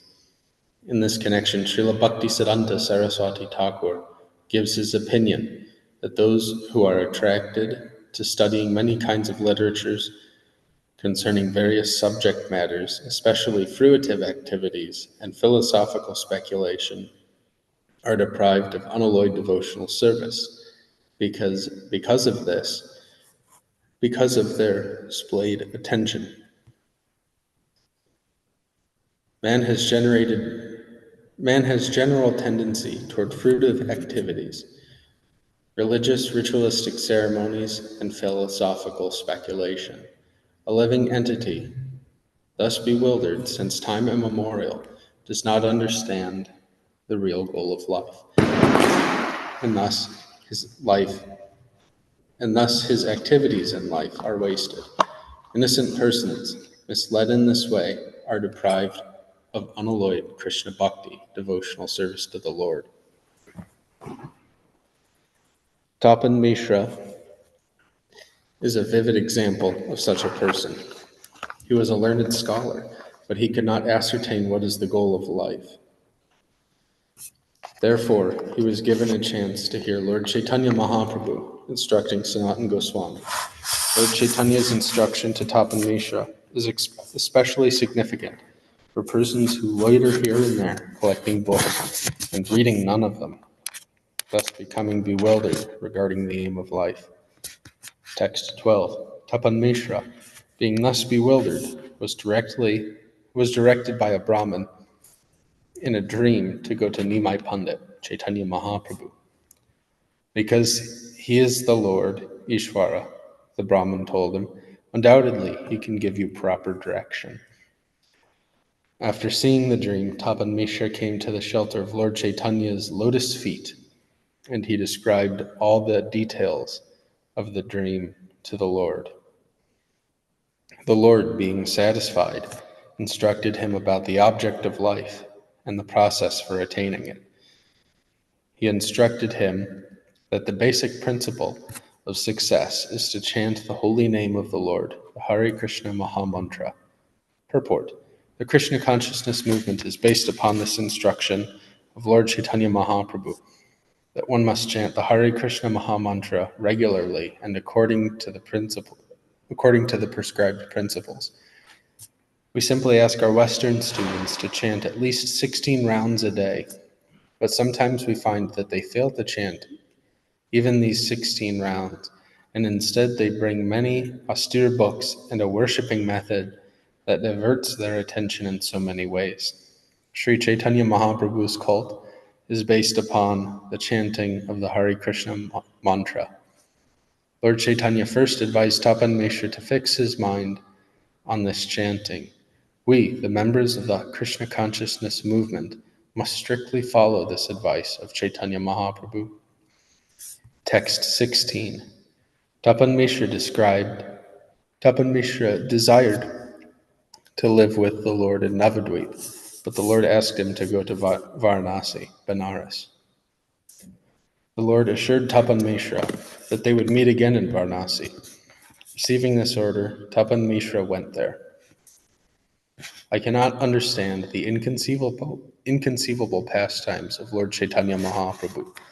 For although Tapan Mishra wanted to live with him in Navadvip, the Lord asked him to go to Varanasi. Purport: when Tapan Mishra met him, Chaitanya Mahaprabhu was living in household life, and there was no indication that in the future he would accept the sannyas order. But by asking Tapan Mishra to go to Varanasi, he indicated that in the future he would accept sannyas, and that when he would teach Sanatana Goswami, Tapan Mishra would also take advantage of the opportunity to learn the objective of life and the real process for attaining it. Text 19. In this way, Sri Caitanya Mahaprabhu contributed the greatest benefit to the people of East Bengal by initiating them into Harinam, the chanting of the Hare Krishna Maha Mantra, and making them learned scholars by educating them. Purport: following in the footsteps of Lord Chaitanya Mahaprabhu, the Krishna consciousness movement is distributing the Hare Krishna Maha Mantra and inducing people all over the world to chant. We are giving people an immense treasure of transcendental literature, translated into all the important languages of the world. And by the grace of Lord Chaitanya Mahaprabhu, this literature is selling profusely, and people are chanting the Hare Krishna Maha Mantra with great delight. This is the preaching process of the Chaitanya cult. Since the Lord wanted this cult preached all over the world, the International Society for Krishna Consciousness is acting in a humble way so that the vision of Sri Caitanya Mahaprabhu may be fulfilled all over the world, especially in the Western countries. Text 20. Because the Lord was engaged in various ways in preaching work in East Bengal, His wife, Lakshmi Devi, was very unhappy at home in separation from her husband. The snake of separation bit Lakshmi Devi, and its poison caused her death. Thus she passed into the next world. She went back home, back to Godhead.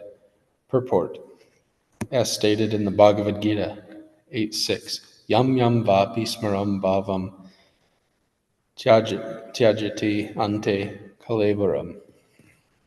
One's practice in thinking throughout his entire life determines the quality of his thoughts at death, and thus at death one obtains a suitable body. According to this principle, Lakshmi Devi, the goddess of fortune from Vaikuntha, who was absorbed in thought of the Lord in separation from him, certainly went back home to Vaikuntha Loka after death. Text 22. Lord Chaitanya knew about the disappearance of Lakshmi Devi because he is the Supersoul himself. Thus, he returned home to solace his mother, Shachi Devi, who was greatly unhappy about the death of her daughter-in-law. When the Lord returned home, bringing him great wealth and many followers, he spoke to Shachi Devi about transcendental knowledge to relieve her of the grief she was suffering. Purport: it is stated in the Bhagavad Gita 2:13, Dehinos minyata dehe komaram yauvanam jara tata dahantara praptir dhirastatra nam muhyati. As the embodied soul continuously passes in this body from boyhood to youth to old age, the soul similarly passes into another body at death. The self-realized soul is not bewildered by such a change. Such verses from the Bhagavad Gita or any other Vedic literature give valuable instructions on the occasion of someone's passing away. By discussing such instructions from the Bhagavad Gita or Srimad Bhagavatam, a sober man can certainly understand that the soul never dies, but rather passes from one body to another. This is called transmigration of the soul. The soul comes into this material world and creates bodily relations with a father, a mother, sisters, brothers, a wife, and children. But all these relationships pertain to the body, not the soul. Therefore, as described in the Bhagavad Gita, Dhiras Tatra na muhyati, one who is sober is not disturbed by such phenomenal changes within this material world. Such instructions are called Tattvakatha, or real truth. Text 24. After coming back from East Bengal, Sri Caitanya Mahaprabhu again began educating others. By the strength of his education, he conquered everyone, and thus he was greatly proud. Text 25. Then Lord Chaitanya married Vishnupriya, the goddess of fortune, and thereafter he conquered a champion of learning named Keshava Kashmiri. Purport: as in the modern day, there are many champions in sports. So in bygone days, there were many learned scholars in India who were champions in learning. One such person was Keshava Kashmiri, who came from the state of Kashmir. He traveled all over India and at last came to Navadvip to challenge the learned scholars there. Unfortunately, he could not conquer the learned scholars in Navadvip, for he was defeated by the boy scholar Chaitanya Mahaprabhu. Later he understood that Chaitanya Mahaprabhu is none other than the Supreme Personality of Godhead. Thus he surrendered unto him and later became a pure Vaishnava in the Sampradaya of Nimbarka. He wrote Kaustubha Prabha, a commentary on the Vedanta commentary of the Nimbarka Sampradaya, which is known as the Parijata Bhasya. The Bhakti Ratnakar mentions Keshava Kashmiri and lists his predecessors in disciplic succession of the Nimbarka Sampradaya: Srinivasacharya, Vishvacharya, Purushottama, Vilas, Swarup, Madhava, Balabhadra, Padma, Shama, Gopala, Kripa, Devacharya, Sundarabhata, Padmanabha, Upendra, Ramachandra, Vamana, Krishna, Padmakara, Shavana, Buri, Madhava, Shama, Gopala, Balabhadra, Gopinath, Keshava, Gokul, and Keshava Kashmiri. It is stated in the Bhakti Ratnakar that Keshava Kashmiri was a favorite devotee of Mother Saraswati, the goddess of learning.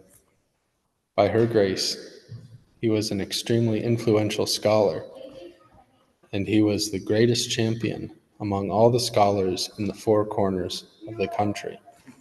Therefore, he got the title Digvijay, which means one who has conquered everyone in all directions. He belonged to a very respectable Brahmin family of Kashmir. Later, by the order of Sri Caitanya Mahaprabhu, he gave up the profession, winning championships, and became a great devotee. He joined the Nimbarka Sampradaya, one of the Vaishnava communities of the Vedic culture. Text 26. Vrindavan Das Thakur has previously elaborately described this. That which is clear need not be scrutinized for good qualities and faults. Offering my obeisances to Srila Vrindavan Das Thakur, I shall try to describe that portion of the Lord's analysis which, when we heard it, made the Digvijay feel himself condemned.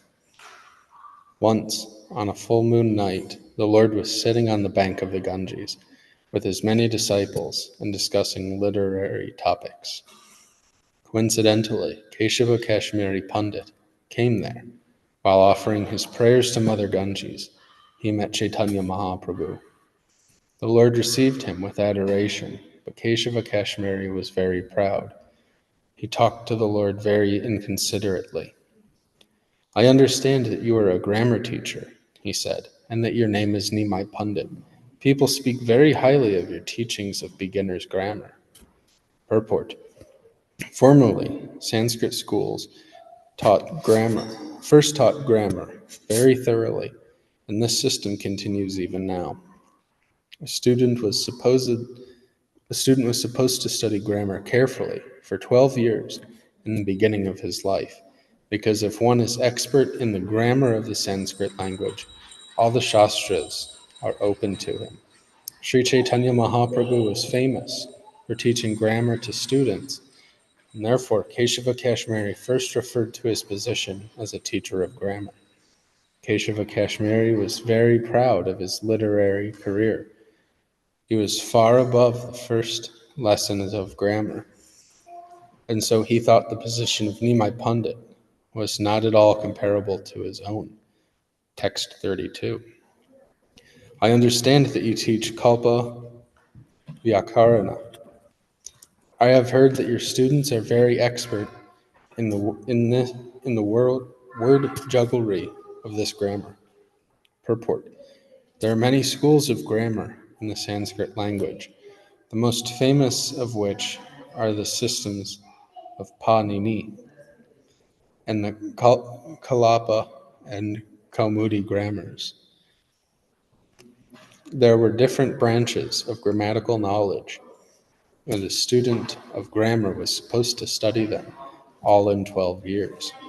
Chaitanya Mahaprabhu, who was famous as Nimai Pandit, taught grammar to his students, who became expert in dealing with the word jugglery of complicated grammar. Almost anyone expert in studying grammar interprets the Shastras in many ways by changing the root meanings of their words. A student of grammar can sometimes completely change the meaning of a sentence by juggling grammatical rules. Keshava Kashmiri indirectly taunted Lord Chaitanya Mahaprabhu by implying that although he was a great teacher of grammar, such grammatical jugglery of root meanings did not require great expertise. This was a challenge to Sri Caitanya Mahaprabhu, because it was prearranged that Keshava Kashmiri would have to discuss the Shastras with me, my Pundit. From the very beginning, he wanted to bluff the Lord. Thus the Lord replied as follows. Text 33. The Lord said, "Yes, I am known as a teacher of grammar, but factually I cannot impress my students with grammatical knowledge, nor can they understand me very well." Purport. Since Keshava Kashmiri was a little puffed up, the Lord increased his artificial pride by presenting himself as subordinate to him. Thus he flattered him as follows. Text 34. My dear sir, whereas you are a very learned scholar in all sorts of scriptures and are very much experienced in composing poetry, I am only a boy, a new student, and nothing more. Therefore, I desire to hear your skill in composing poetry.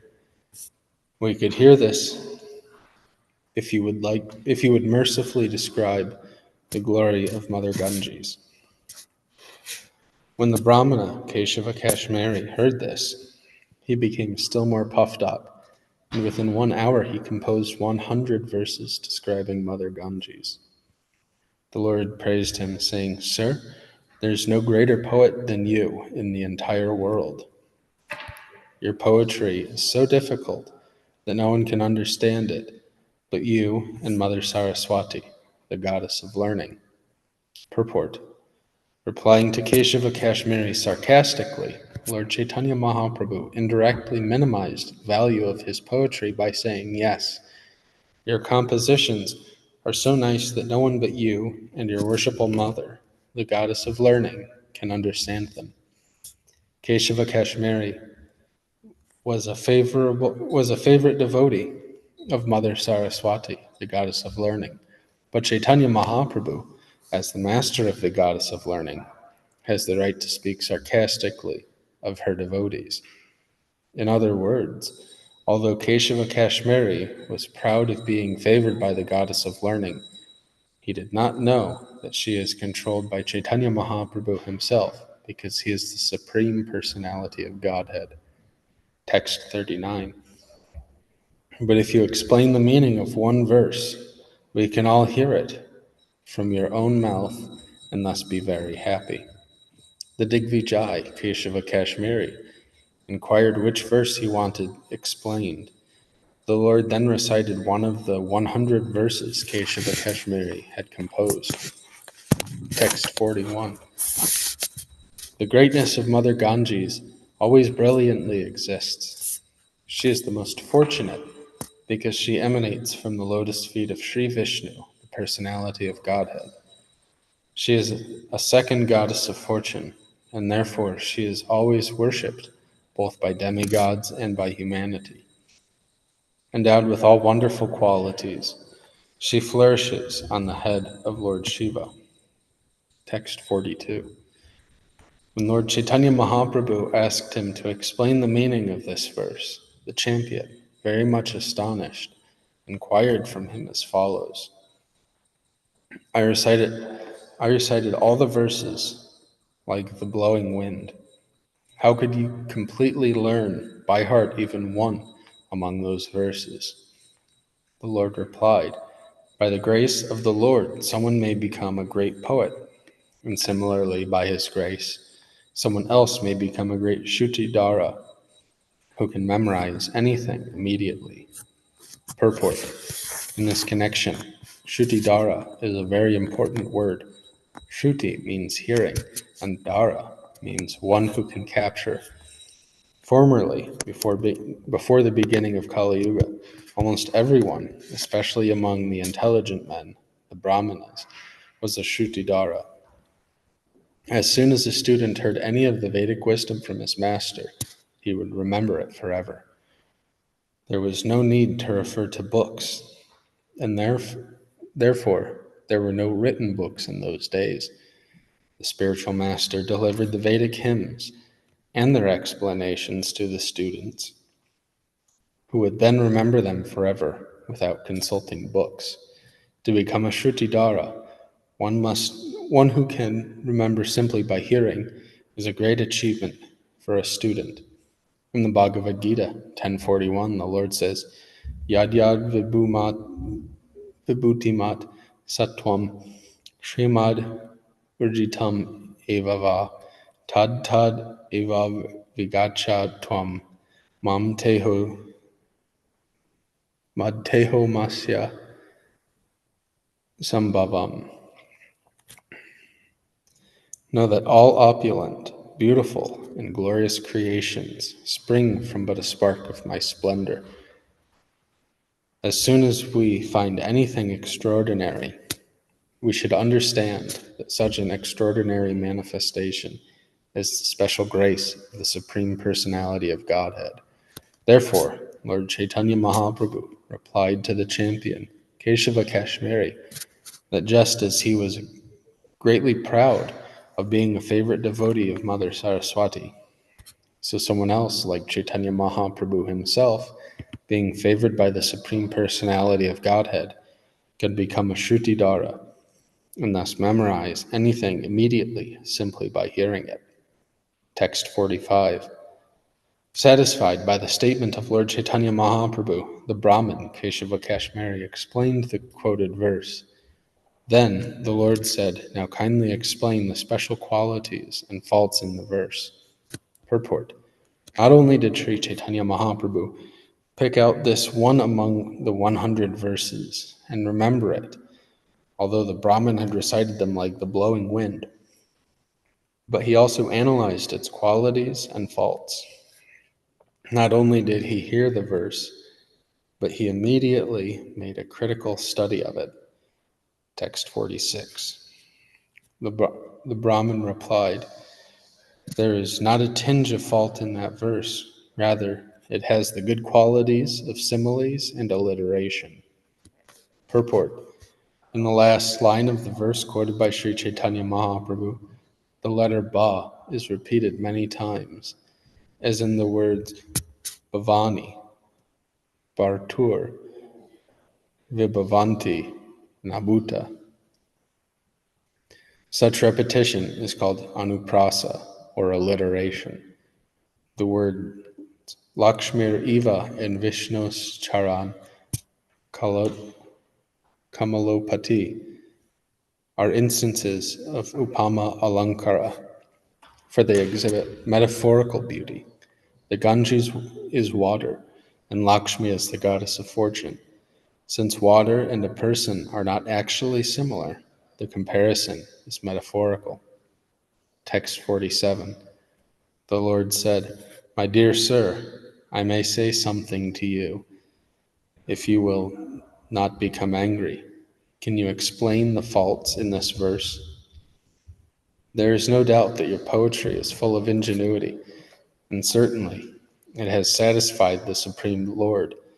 Yet, if we scrutinizingly consider it, we can find both good qualities and faults.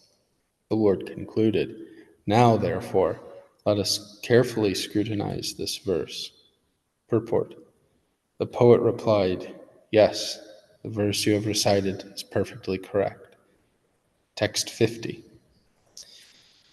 You are an ordinary student of grammar. What do you know about literary embellishments? You cannot review this poetry because you do not know anything about it. Purport. Keshava Kashmiri first wanted to bluff Sri Caitanya Mahaprabhu by saying that since he was not an advanced student in literary style, he could not review the verse full of metaphors and literary ornaments. This argument has some basis in fact. Unless one is a medical man, he cannot criticize a medical man. Unless one is a lawyer, he cannot criticize a lawyer.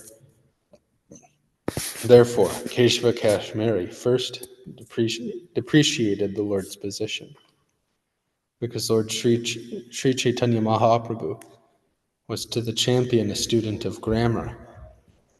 How could he dare criticize a great poet like him? Lord Chaitanya, therefore, criticized the poet in a different way.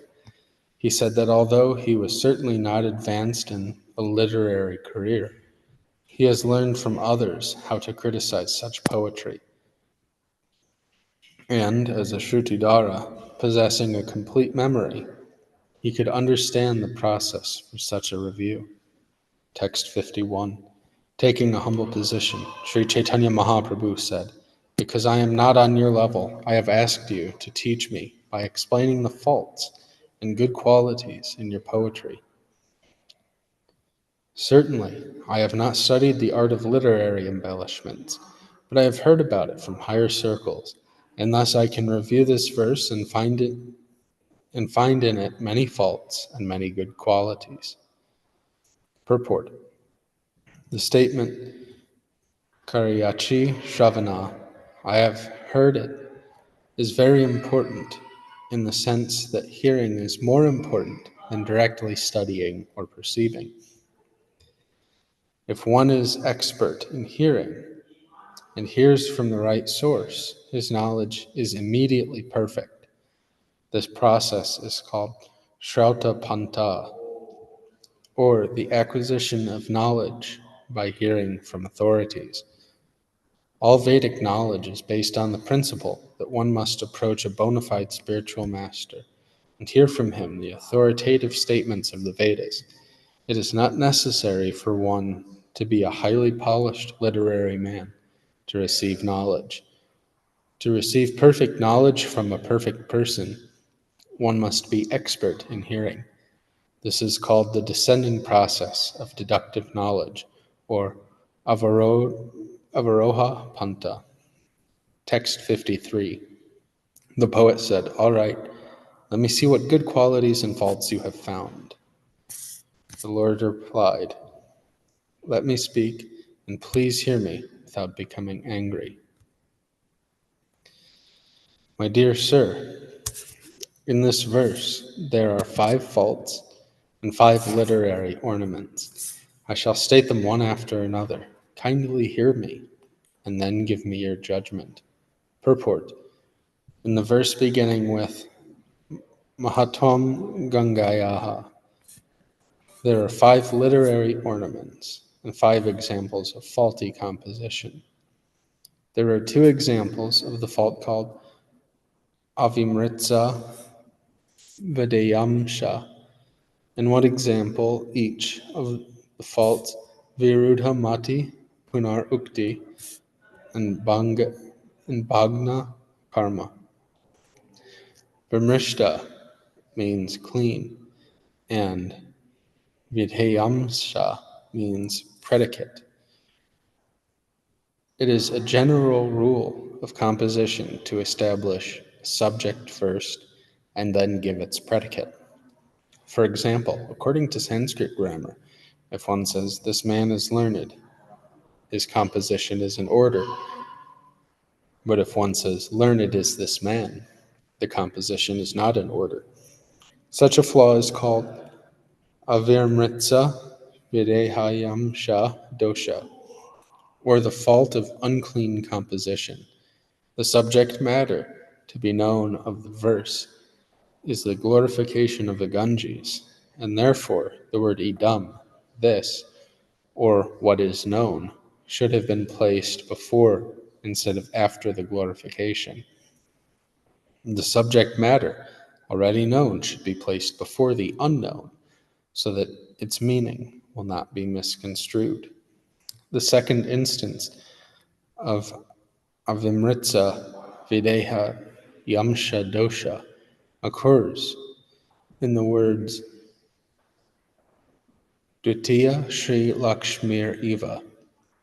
In this composition, the word Dvitiya, second, is Vidheya, or unknown.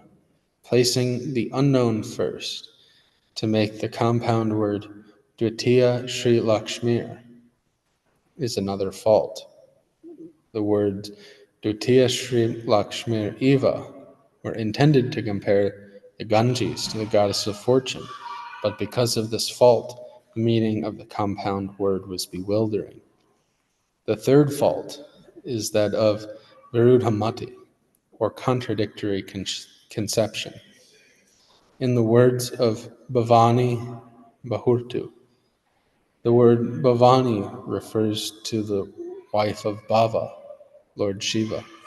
But since Bhavani is already known as the wife of Lord Shiva, to add the word Bharta, husband, thus forming a compound word meaning the husband of the wife of Lord Shiva, is contradictory. For thus it appears as if the wife of Lord Shiva has another husband.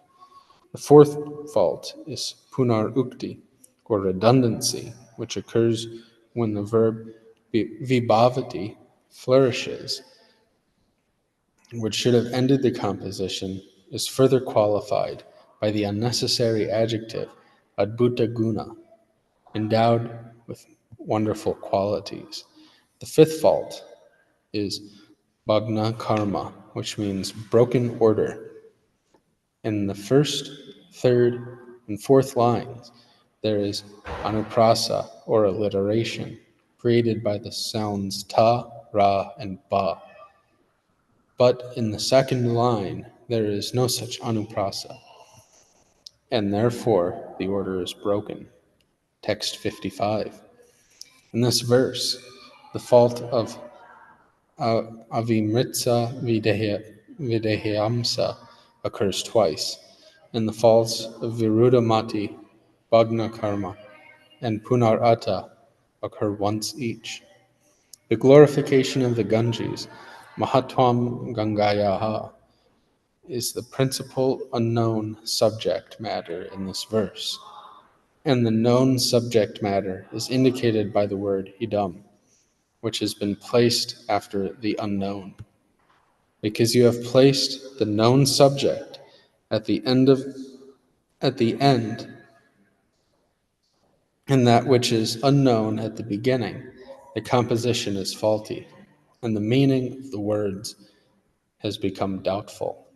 Without first mentioning what is known, which should not introduce the unknown, for that which has no solid basis can never be established anywhere. Purport.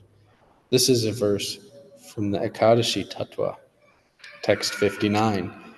In the word Dvitaya Sri Lakshmi, the second all opulent goddess of fortune, the quality of being a second Lakshmi is the unknown. In making this compound word, the meaning became secondary and the originally intended meaning was lost. Because the word Dvitiya, second, is the unknown, and its combination in this compound word, the intended meaning of equality with Lakshmi, is lost.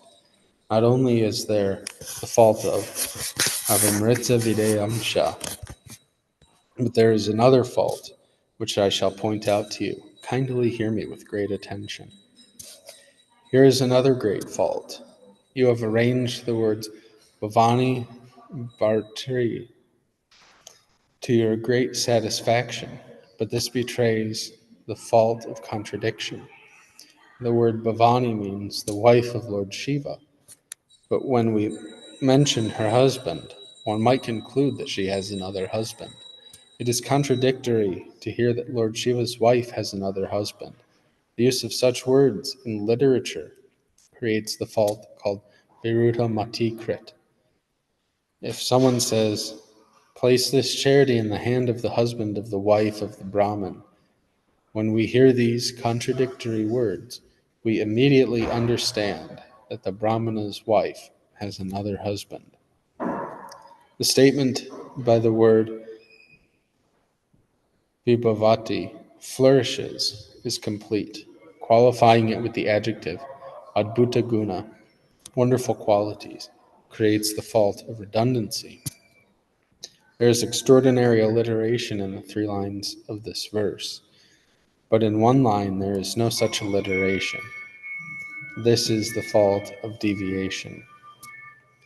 Although there are 5 literary ornaments decorating this verse, the entire verse has been spoiled by these 5 most faulty presentations.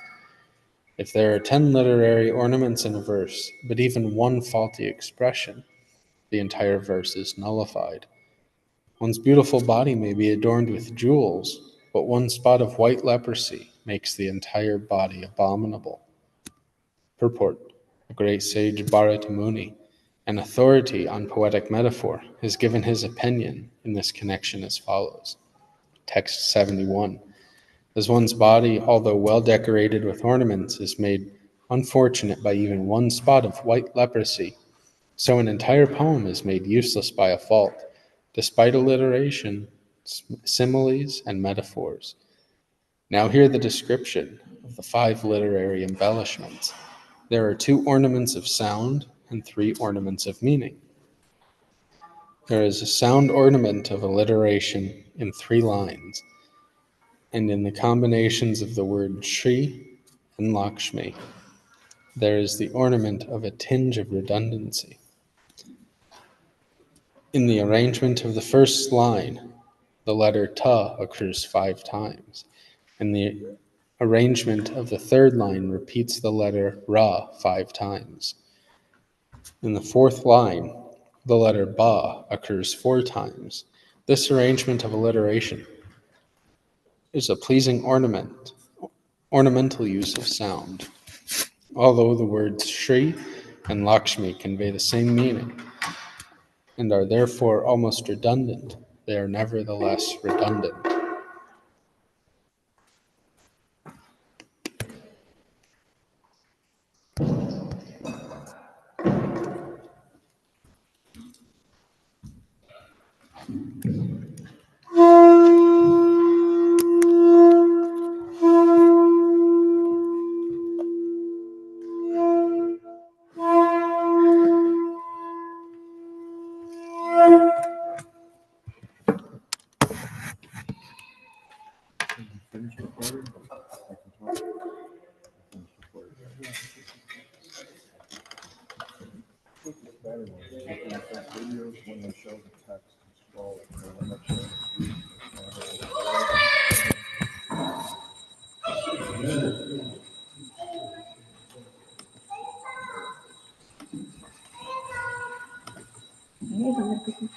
That's